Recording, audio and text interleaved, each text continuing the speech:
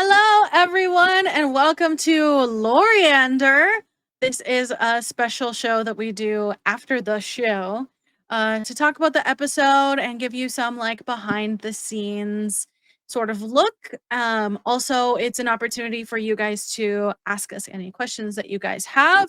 Make sure that you guys are in our Discord so that way you can ask your questions. My name is Pods. You guys know that. And I have hijacked this episode. As you may notice, normally Joe is hosting, but we decided to give him a break. Joe, do you think you deserve a break? I mean, you've been DMing for the past 3 hours.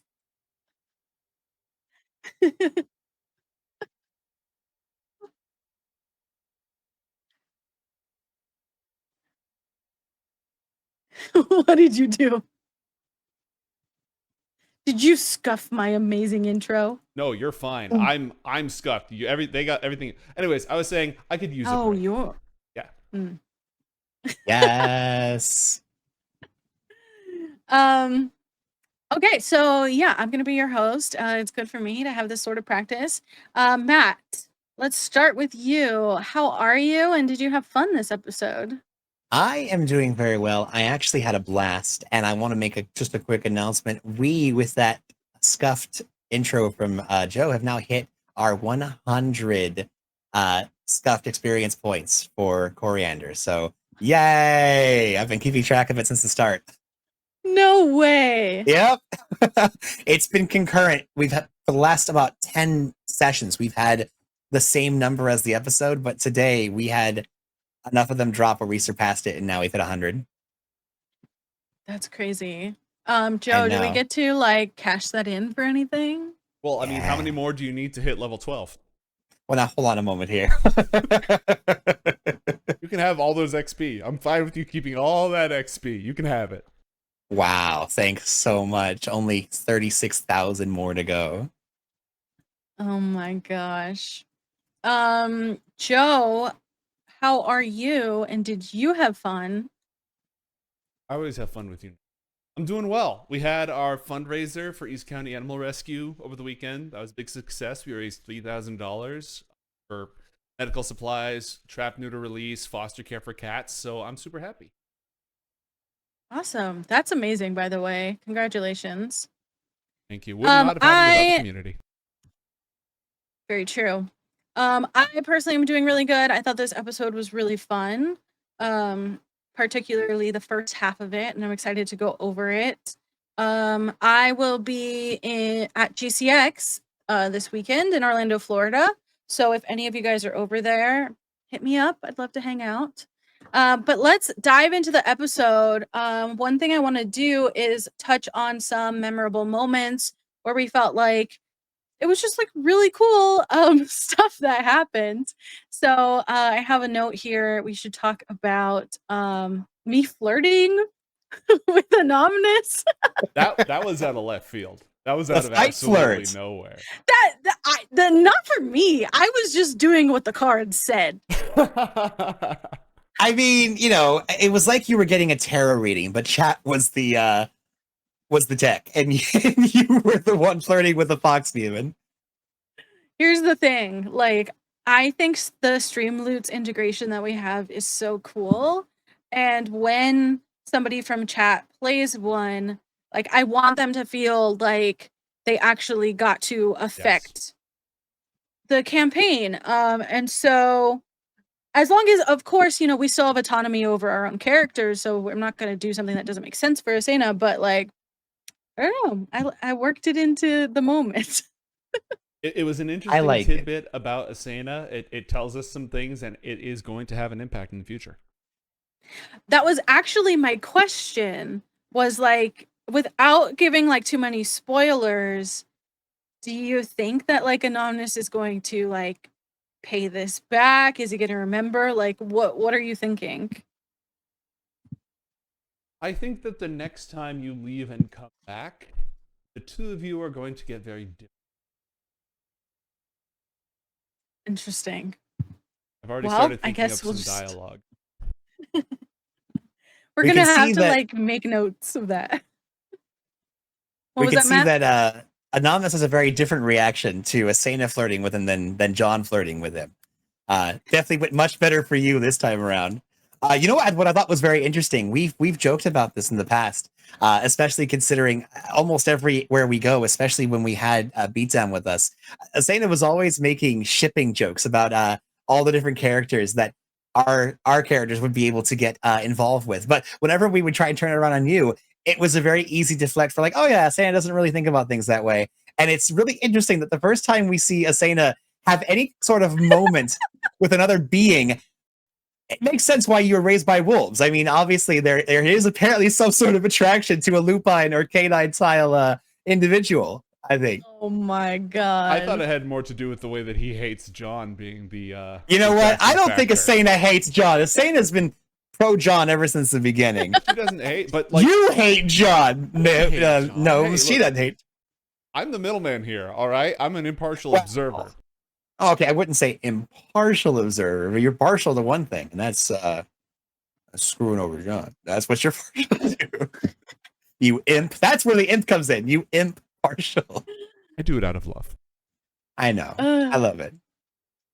I don't think that Asena was flirting with him legitimately. It's more of like a power dynamic. Like, what can I use to my advantage?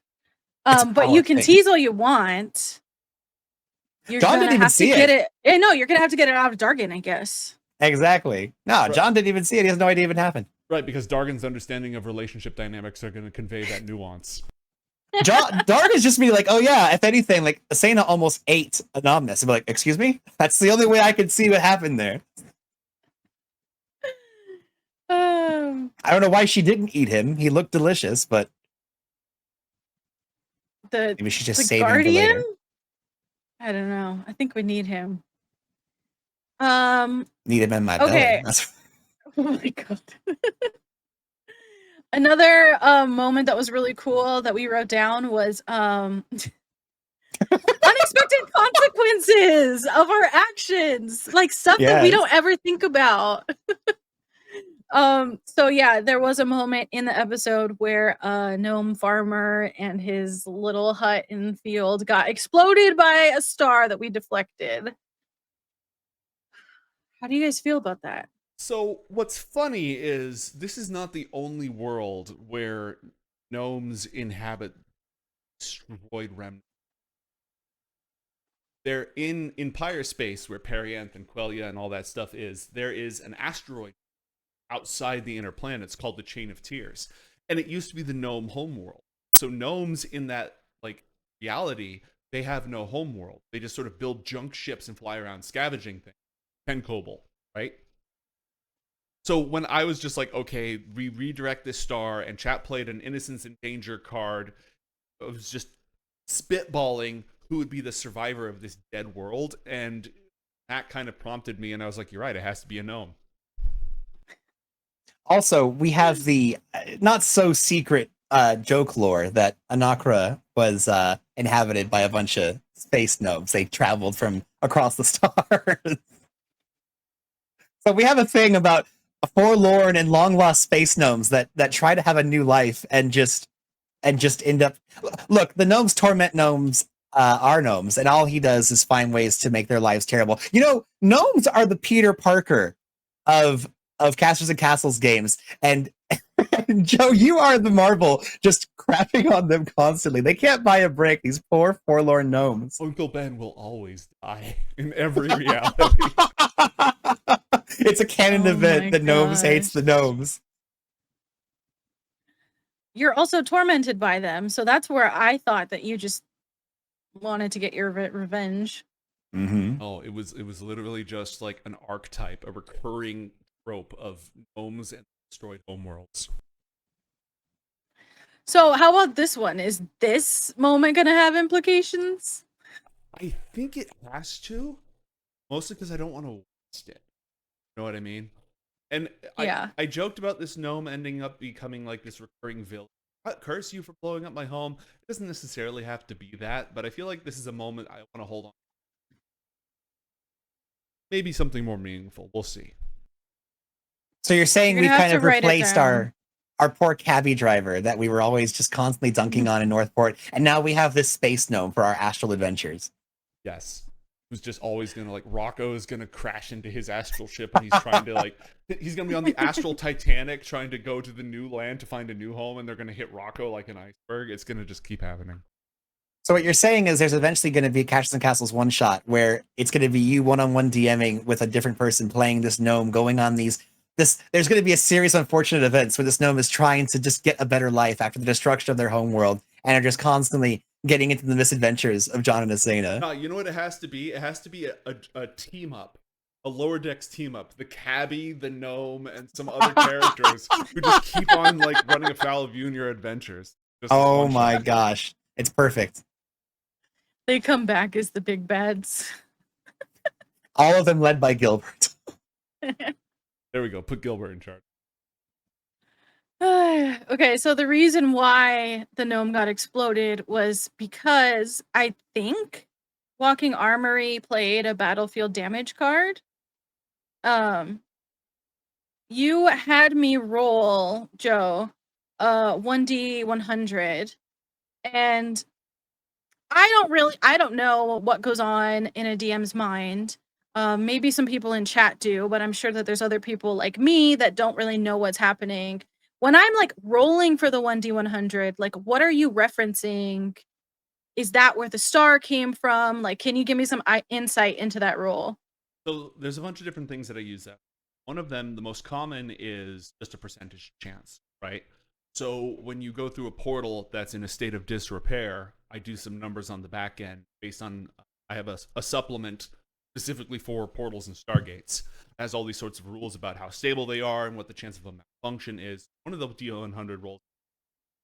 The other thing where you commonly see D100 rolls is when you have a table full of fun, terrible things that happen. A lot of like random encounters, for example, when I roll to see if you meet anything horrible in the astral plane, there's a percentage chance of a random encounter, and then if one happens, I have a table that's a 1 to 100. It's usually for a percentage or one of those. Cool. Thanks for letting me know, because I don't know. It looks like we're having a volume problem with either I'm too loud or you're too quiet. It's one of the rarest problems of my life. You're like, I'm not in charge. I'm just going to lay back. Yeah, I stopped paying attention. Like at the moment that I said we'll be back shortly and I pressed the button, my brain just checked out. My brain also checked out because we were supposed to do a recap of the episode. Yeah, I'll have to and record we didn't. That. Okay. So, do you want to do it at the end? Do you want to do it now? I think the end is maybe easier. Yeah, we could do it at the end. Yeah, just when we hit the end, we'll do it there so we can clip it out. Okay, cool. Speaking about other roles, we seem to have a trend of natural ones in this episode. That was really weird. So let's roll 20 about that. John, you rolled a 1 on an Arcana check. Every single time. The only time I didn't roll a natural 1 was when I used a luck die to reroll, but literally every single time it was a natural 1. And it was like a really important moment, right? I mean, every single time that it was called upon, it was either investigating what we could know about these fiends or activating some kind of magical matrix. And after the very first time it happened, I realized, I think that the ghost in the machine is talking to me. And rather than, I feel like on the show, we're always so scared of rolling ones. It's one of those things where whether you're rolling an attack or trying to make some kind of check, the natural 1 is just the absolute enemy of, let's not let this stand because it means that we failed. It means we didn't do well. And normally I fall into that trap as well. If we can't let that happen, I've got inspiration. I must avoid that 1. But this episode, I decided to lean into it. I thought, you know what?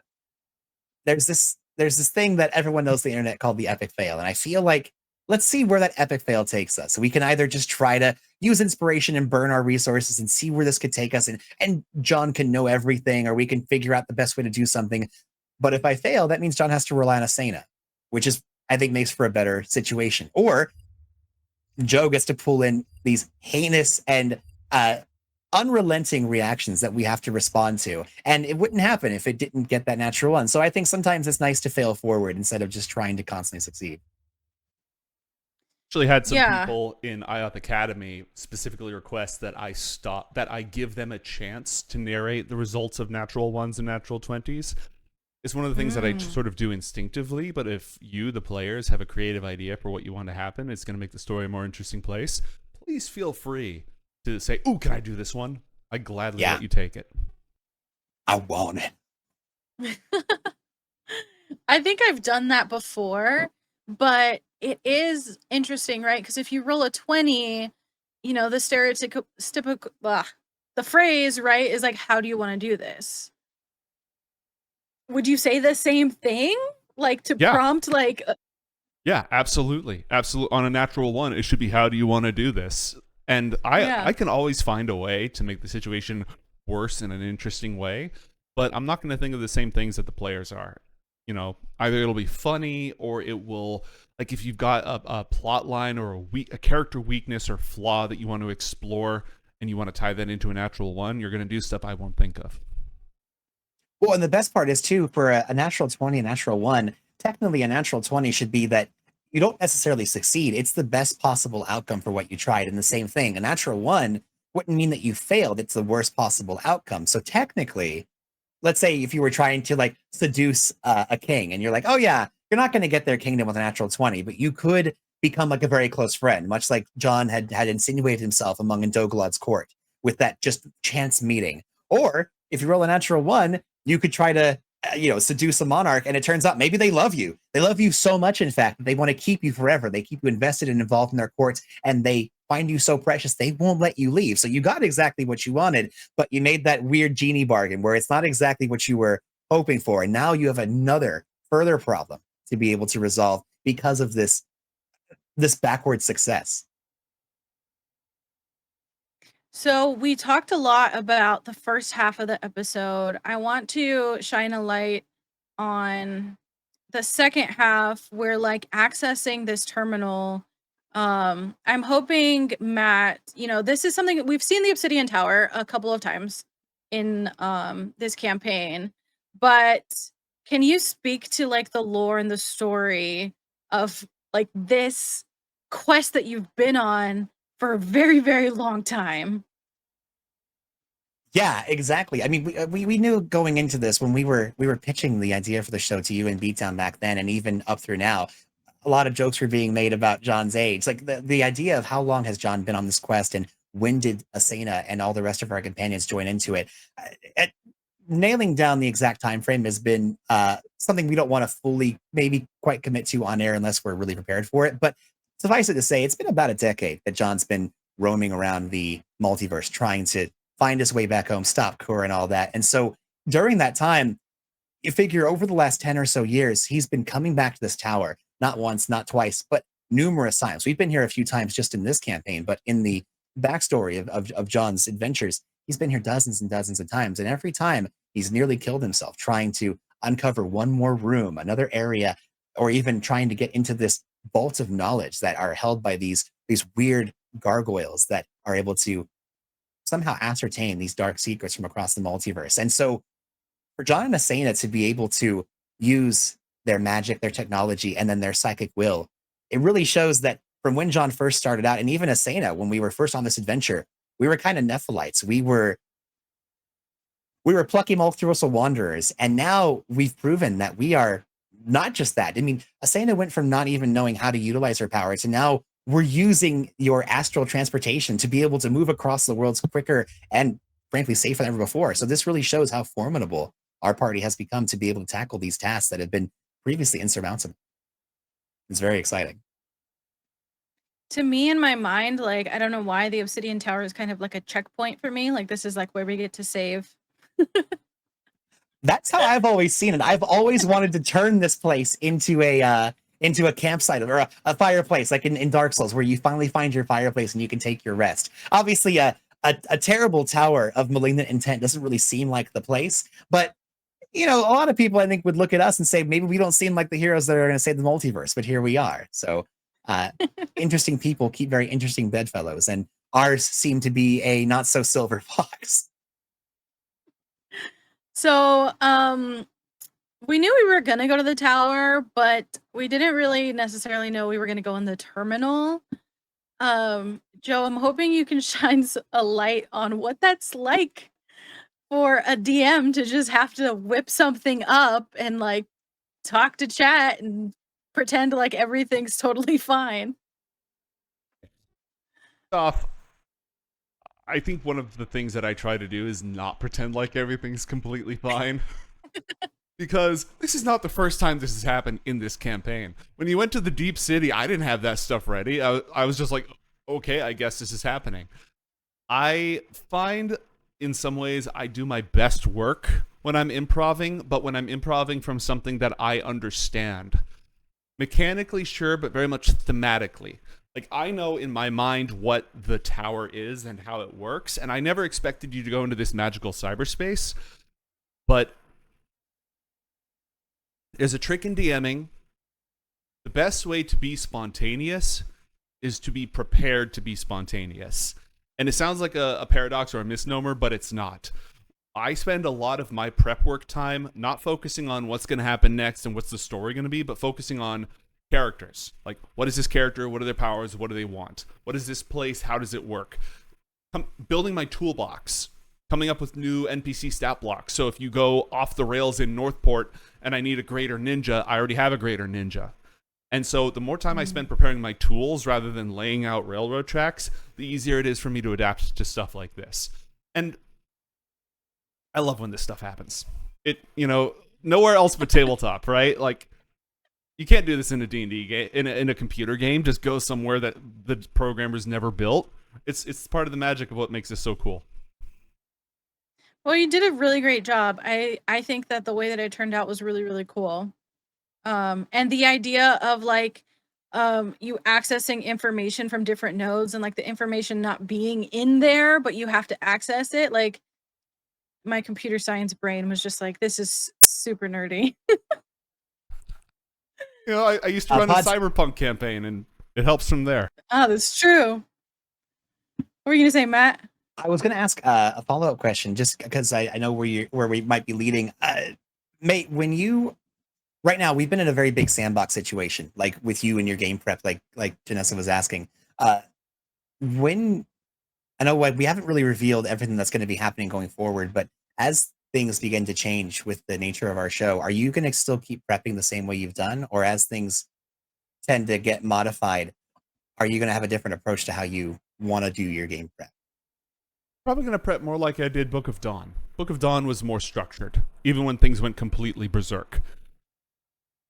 I think the main difference is it's not going to be scripted, but I am going to be more frank with you about, by this episode, like, we have this many episodes for this plot line, and I don't have a set way that this plot line is going to happen, but that we do need to sort of focus things and voluntarily curtail our options. If we want as a group to tell a story about the Spider Moon, we need to, as a group, agree not to go completely off the base and decide to explore the temples of Verdura for no connected reason during that time. Yeah.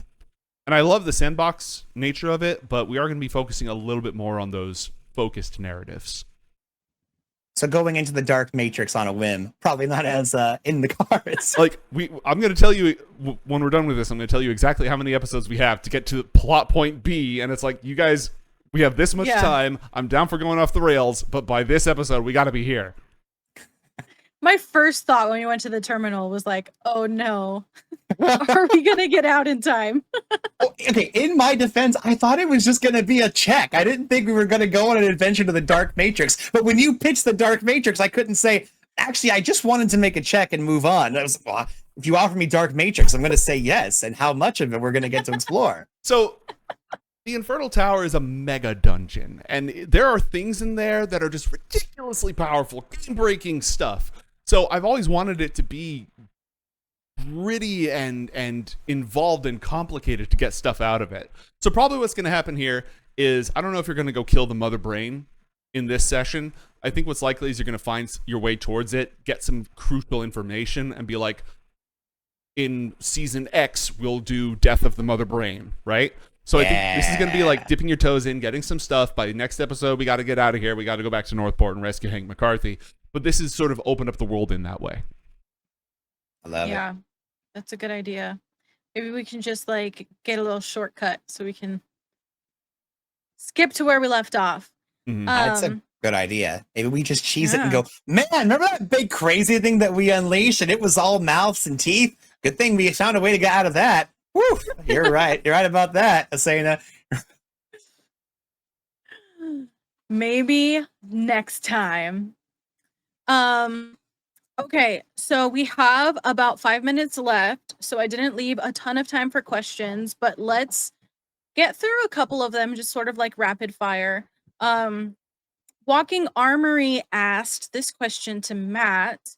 What were John's parents like? So John's parents, getting into the deep lore of it, were obviously, this is a fantasy character, so not typical. His father was an entity known as a Kelpie, a demonic water horse that generally drags people down into the bottoms of lakes and rivers and such, which his mother, possibly a Coriander agent, he never really found that out, but part of a secret organization that deals with the recovery and structure of magical things. She had a magical bridle, was able to tame the beast, and then eventually through a series of misadventures, they ended up falling in love, having John, and her maybe evil witch warlock patron grandmother ended up teaching John everything that he knew about his entry to magic. But he, unfortunately, as a child, one day he was off at school, returned, and they were nowhere to be found. He had lived with his grandma after that until he moved to Boston, went to college, and got sorted out with all of the crazy madness that you see before him. Whoa. That was a good question. I did not know that about John. His dad was a magic water horse, Yeah, it is. No big deal. Question for you, Joe. This is also from Walking Armory. I was not supposed to choose two from her, but whatever. Which NPC was the most fun to build out? Gil Wargus. Actually, no, Manda from the same world. Like, I love the Lacunas Dragoon characters because I get to use all the sci-fi stuff. Like, Gil Wargus is a incredibly high-level techno-paladin, and Manda is a crafter from I think it's Mage Hand Press, so it's third-party nonsense stuff. I just love that. So I think a lot of the Lacunas NPCs with those two in particular are my favorite because I get to play with my whole box of toys. I feel like you have a really strong grip on who Manda is, so I'm like not surprised by the answer because every time like you get to jump in for Manda, you're just like really know what she's about. And she's like a side character, right? It's just there's certain side characters that I don't even care if they take a main role, but they resonate with me. I get them. Last question is from Binary or Space Braden or Matt, if you read since he changed his name. Which bad guy have you met or defeated or faced that you think has a point to their madness? We'll start with you, Matt. Oh gosh, a bad guy that had a point to their madness. I think that for me personally, it was a recent foe that we had defeated. Technically, John had defeated a long time ago, but recently we came together and destroyed the mountain that they became. Drugarca Duarte was the shadow dragon that was this super ancient, old blue dragon that ended up becoming a shadow dragon. They were effectively so old, they were practically like a dragon god in the twilight of their life, and they did not want to pass, and instead took this cult of dragon-worshipping assassins. The Vudazon, I believe, is what you called them, right? Right, mate? Vignar. The Vignar, that's it, the Vignar. And they were attempting to prolong their death. They were trying to find the next stage of what it meant for them. They were both looking forward to the end, but at the same time dreading it. And I think when it gets to a point where you get that old and everything that used to make sense to you just kind of falls into this mesh of nothing. Entropy sets upon the mind and the body. And in a sense, to me, it felt like, aside from just trying to set themselves and their cult upon Lacunas and probably beyond if they would have gotten a chance to, I think John believed that Drigarca Duarte kind of lost the scope of what it was that they were actually trying to achieve and were just seeking to bring as much death as possible, and almost welcomed their end and their eventual transformation into something more, considering they were at the end of what their existence could have entailed.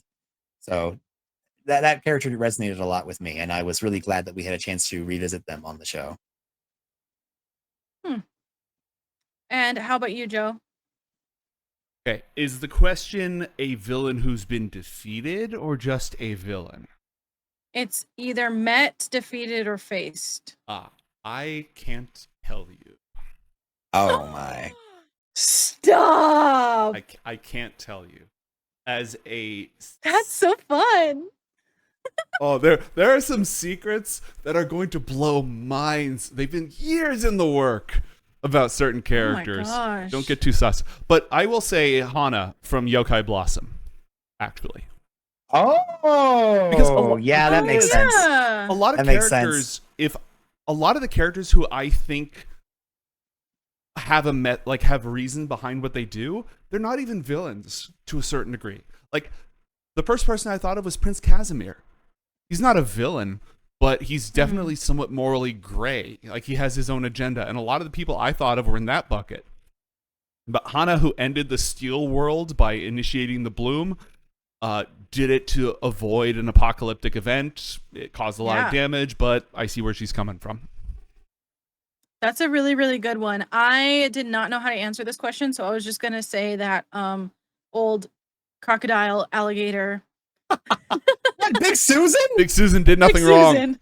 Big Susan did nothing wrong. That's why Actually- we turned her to the good side.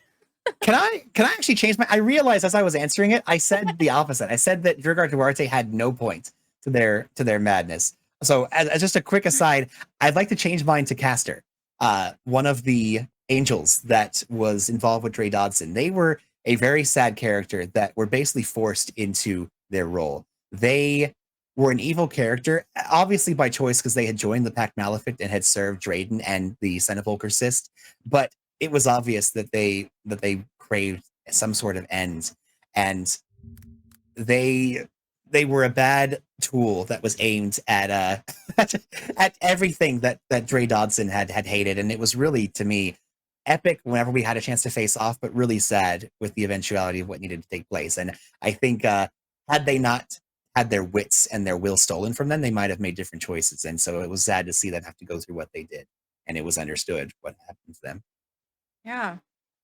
Well, that was just a couple of answers from us. If you guys have any more questions, be sure to ask in the Discord.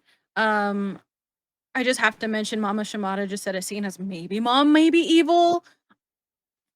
I don't like that you put that idea out there. Let's not think about that. And also we do have your everybody. Yeah. Ugh, that'd be so bad. Evil we do John, have yeah. your goose question, which we will get to next time. I'm gonna save these questions that we didn't have time for. But we are running out of time, so we are going to leave you with a recap. Joe, you are up. What happened? Okay. Episode 97 of Coriander Society Adventures. Our heroes avoided a fiery death in the elemental chaos of the leftover world, broken and shattered by mysterious causes unknown. Within that universe, they came upon a portal that leads to the Obsidian Tower. But while John was attempting to repair it, a plasma wave from a destroyed star in that universe came towards them. They managed to redirect it with some tricky magic.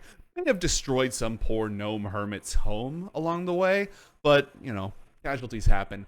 Upon arriving in the tower, they met with the fiendish Castellan of the Obsidian Tower, Anonymous, who has a long-seated antagonistic relationship with John.